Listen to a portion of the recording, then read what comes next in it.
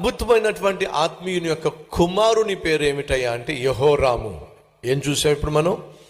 మొదటి వచనంలో యెహోషాపాతు తన పితరులతో కూడా మరణించిన తరువాత, నిద్రించిన తరువాత అతని కుమారుడైన యెహోరాము అతనికి బదులుగా రాజాయను.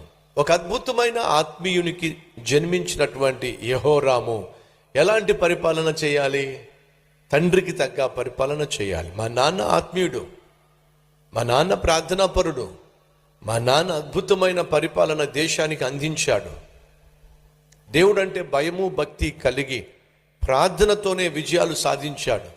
నేను కూడా యెహోవా దేవుణ్ణి సేవిస్తాను, ఆరాధిస్తాను, ప్రార్థనతోనే నా రాజ్యాన్ని నడిపిస్తాను అని యెహోషాపాతు కుమారుడు అనుకోవాలి కదా అండి. ఖచ్చితంగా అనుకోవాలి. కానీ యెహోషాపాతు కుమారుడని యెహోరాము పరిపాలన చేయడానికి ప్రారంభించినప్పుడు తనకు పెళ్ళిడు వచ్చింది. పెళ్ళిడు వచ్చినప్పుడు తను పెళ్లి చేసుకోవాలి అని ఆశించినప్పుడు ఎవరు తనకు దొరికారో తెలుసా? మీకు తెలుసా అండి? ఇందాక ఒక స్త్రీ గురించి మాట్లాడామే, బహు పనికి మాలింది. ఎవరో చెప్పండి? యెజబెలు అను వేశ్య అని ప్రకటన గ్రంథంలో రాయబడి ఉంది. యెజబెలు అను వేశ్య, బహు పాపిష్ఠురాలు, దేశాన్ని అతలాకుతలం చేసేసింది. యెహోరాముకి ఏమైందో ఏమోనండి, పెళ్లి సమయం వచ్చినప్పుడు, పెళ్లి చేసుకోవాల్సి వచ్చినప్పుడు భలే తప్పు చేశాడు. ఏమిటా తప్పు అంటే, చేసుకోక యెజబెలు కూతుర్ని చేసుకున్నాడు. సరిపోయిందా? ఎవరిని చేసుకున్నాడు? ఈ పాపిష్ఠురాలైనటువంటి యెజబెలు కూతుర్ని పెళ్లి చేసుకున్నాడు. ఆ కూతురి పేరేమిటో తెలుసా మీకు?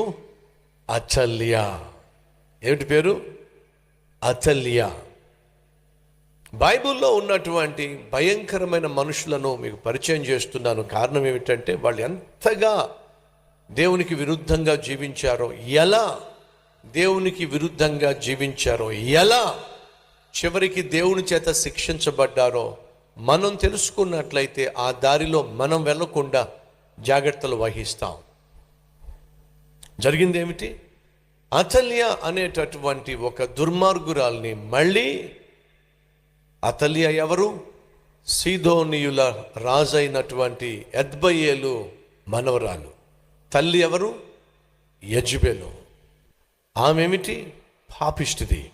బయలుదేవతలను పూజించి ఇశ్రాయేలు దేశమంతా కూడా విగ్రహాలతో నింపేసి వాళ్ళందరూ కూడా బయలుదేవతల్ని పూజించాలి అని శాసనం చేసి దేశాన్ని నాశనం చేసినటువంటి ఒక దుర్మార్గురాలు. యెహోరాము ఎవరయ్యా అంటే యెహోషాపాతు యొక్క కుమారుడు. యెహోషాపాతు బహు నమ్మకమైన, యథార్థమైన, ఆత్మీయమైనటువంటి రాజు. అలాంటి రాజుకు పుట్టిన కొడుకు ఏం చేయాలి?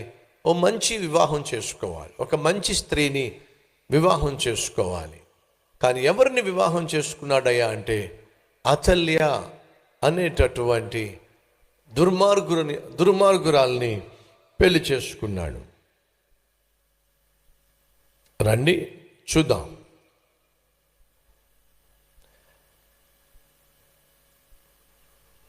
నాలుగో వచనం. ఈ యెహోరాము ఎంత పాపిష్టివాడో ఒకసారి చూద్దాం.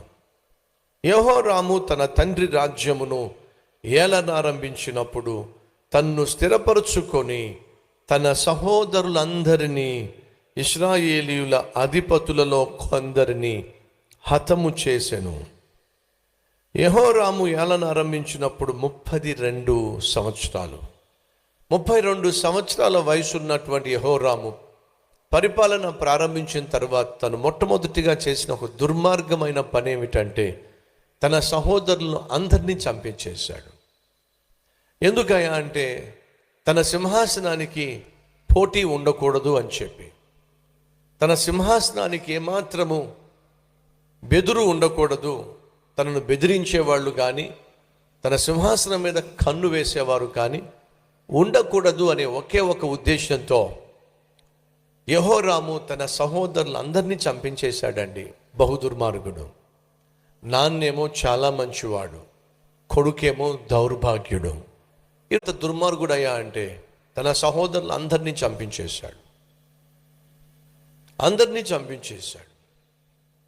అలా అందరినీ చంపించిన తర్వాత తను పెళ్లి చేసుకోవాల్సి వచ్చినప్పుడు దుర్మార్గుడికి ఎవరు కావాలి చెప్పండి?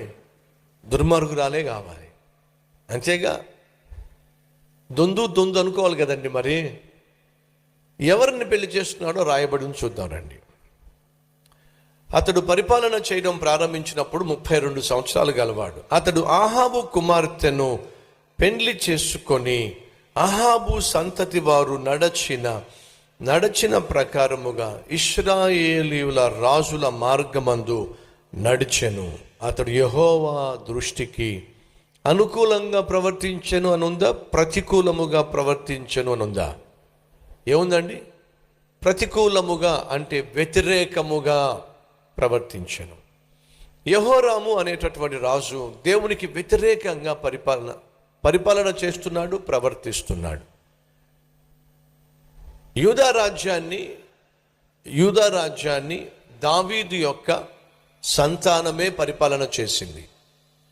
ఇప్పుడు యెహోరాము ఎవరయ్యా అంటే దావీదు యొక్క ముని మనవడు. దావీదు వంశంలో నుండే వచ్చిన వాళ్లే యూదా రాజ్యాన్ని పరిపాలన చేశారు. ఇంకెవ్వరూ పరిపాలన చేయలా. అనగా దావీదు యొక్క ముని మనవడు యెహోరాము. దావీదేమో సువర్ణ పరిపాలన చేశాడు, ప్రజలకు అద్భుతమైన పరిపాలన అందించాడు. దావీదుకు తగ్గ విధంగా జీవించవలసిన యెహోరాము తప్పుడు నిర్ణయం తీసుకున్నాడు. ఇశ్రాయేలీలను పరిపాలన చేసిన రాజులందరూ దుర్మార్గులు, ఒక్కడు మంచోడు కాదు. వారిలో అహాబు మరింత దుర్మార్గుడు. ఆ మరింత దుర్మార్గుడు మరింత పాపిష్టి దాన్ని పెళ్లి చేసుకుంటే ఈ మరింత దుర్మార్గుడు మరింత పాపిష్టిది కలిసి ఒక కూతుర్ని కంటే అదెవరయ్యా అంటే చెప్పండి, మరింత ఇంక మీ ఇష్టం. అంత పాపిష్టిది. వెళ్ళి ఈ పాపిష్టోడు మరింత పాపిష్టి దాన్ని పెళ్లి చేసుకున్నాడు.